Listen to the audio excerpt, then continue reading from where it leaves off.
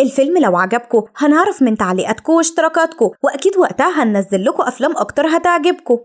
الفيلم بيبدأ في 4 يونيو سنة 1987 في مدينة روبيا الإيطالية، وقت ما تم استدعاء الأب جبرائيل أموريس رئيس طارد الأرواح الشريرة في الفاتيكان لبيت موجود فيه ولد. أهله حاسين من تصرفاته إن الشيطان مسيطر عليه، وفجأة بيظهر الولد وبيتكلم وبيقول للأب جبرائيل إنه الشيطان وإنه مش خايف منه. وقتها الأب بيسأله عن اسمه وليه اختار يسكن جسم ولد ضعيف بدل من شخص قوي، والشيطان بيرد عليه وبيقوله إنه يقدر يسكن أي جسم، بس هو اللي اختار جسم الولد بإرادته. في اللحظة دي الأب بيطلب من أهل الولد يجيبوله خنزير، وبيفضل الأب يستفز الشيطان ويقوله إنه ما يقدرش يختار الجسم اللي يسكنه، وبيفضل يضغط على الشيطان لحد ما بيسيب جسم الولد وبيسكن جسم الخنزير. وأوام الأب بيضرب رصاص على الخنزير وبيموته، والولد بيقع والأب بيطلب منه يرتاح لأنه كده خلاص اتخلص من الشيطان. وبعدها بنشوف جوليا اللي بتنقل من أمريكا لأسبانيا مع بنتها إيمي وابنها هنري، وبيوصلوا لبيتهم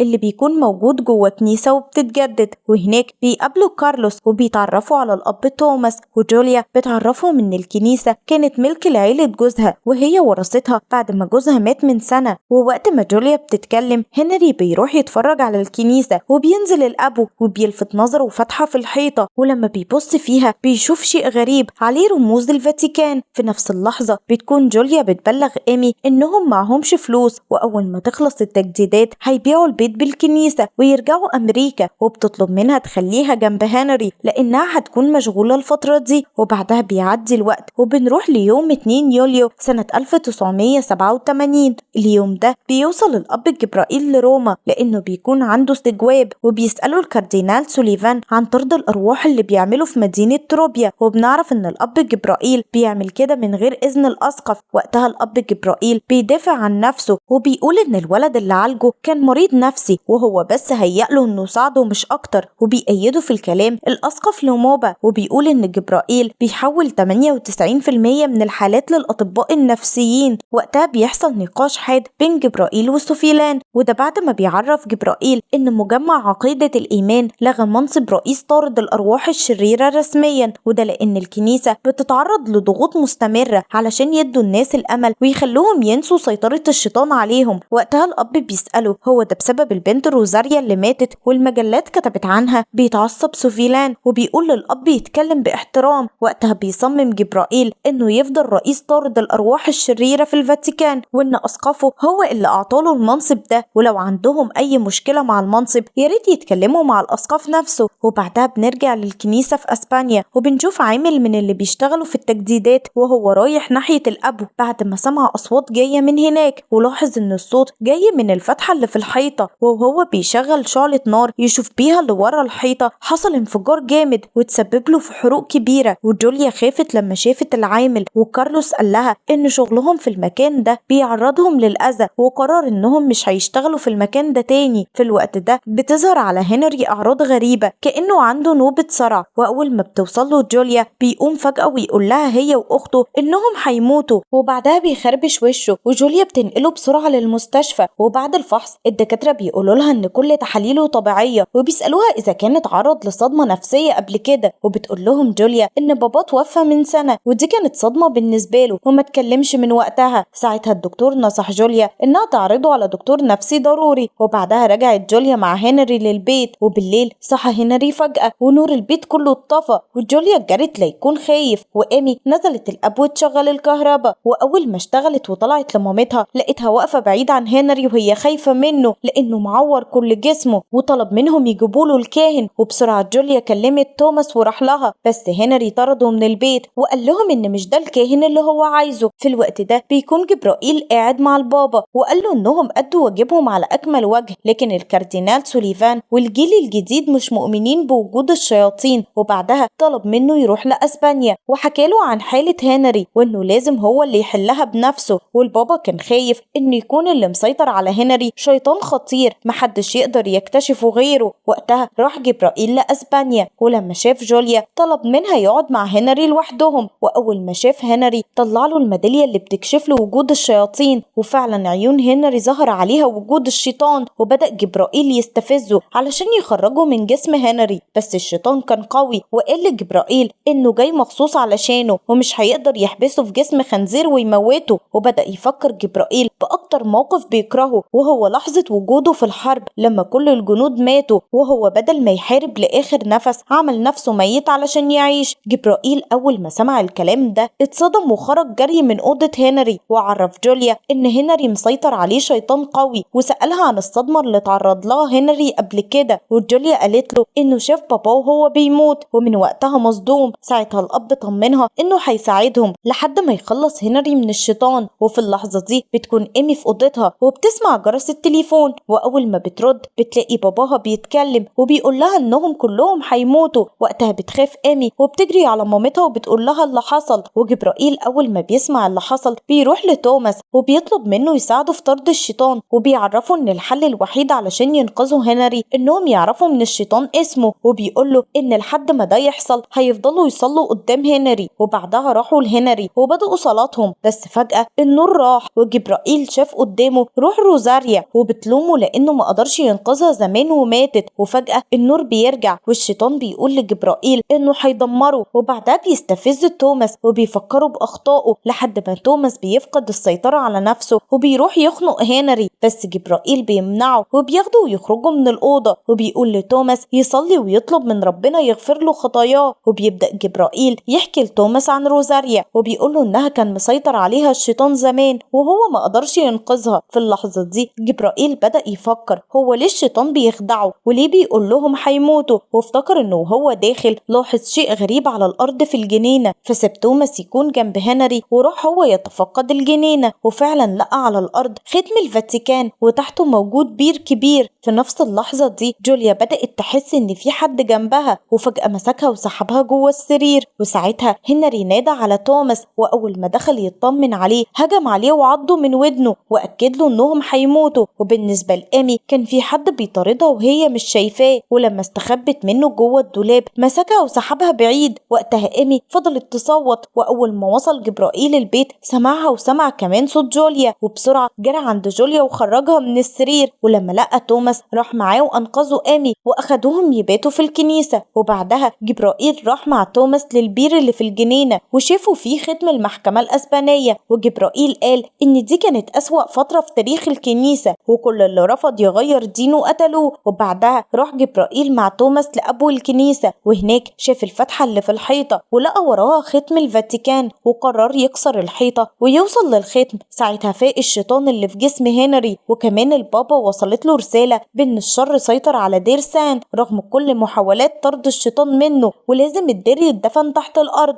وقتها البابا تعب ونقلوه للمستشفى، ووصى الأسقف إنه لازم يبلغ جبرائيل باللي حصل في دير سان. ساعتها كان جبرائيل كسر الحيطة اللي في أبو الكنيسة ولقى قدامه هيكل عظمي محبوس، وعرف من الخاتم اللي مع الهيكل إنه حامي الكاردينال. وقدر جبرائيل ياخد مفتاح موجود مع الهيكل وفتحوا بيه باب وصلهم لنفق شافوا فيه هيكل لأعظم طارد شياطين في وقت المحكمة الأسبانية، ولقوا مع الهيكل كتاب عرفوا منه إن في الوقت ده الشيطان سيطر على ناس كتير، والوضع استمر لقرون لحد سنة 1475 الشيطان سيطر على الأب نفسه، وكل الخراب اللي حصل وقتها كان الشيطان هو السبب فيه. وبعد ما جبرائيل قرأ الكلام ده قرر إن كل الفاتيكان لازم يعرفوا الحقيقة، وفهم ليه الشيطان كان خايف من تجديد الكنيسة، لأن التجديدات هتوصل لخطايا الشيطان القديمة واللي اتحبس بسببها في العالم السفلي. في الوقت ده صحت جوليا وما لقتش إيمي جنبها، واضطرت ترجع البيت تدور عليها. وفي البيت لقت إيمي قاعدة مع هنري ومبسوطين، ولما حاولت تبعدها عنه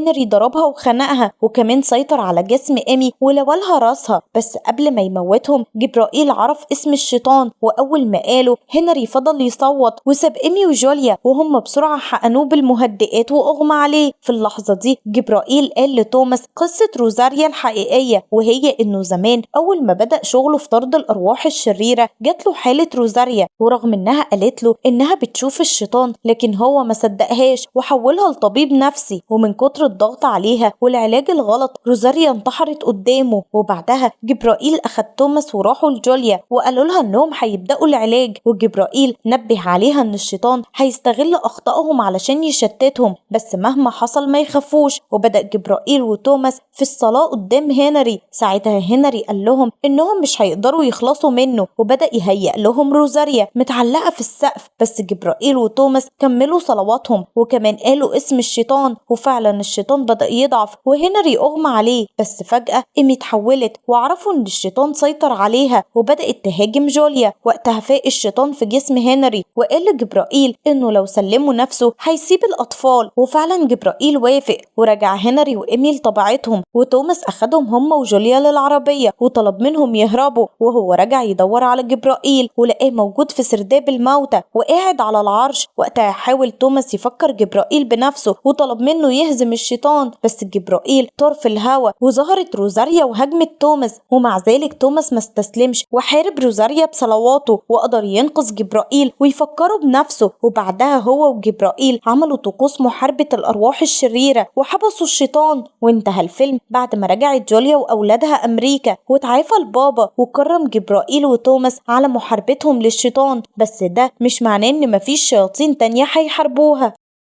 وبكده بيكون خلص فيلم النهاردة، ونحب نعرف رأيكم في الكومنتات، وما تنسوش اللايك للفيديو والاشتراك في القناة، وياريت تكتبوا لنا اقتراحاتكم لأفلام جديدة.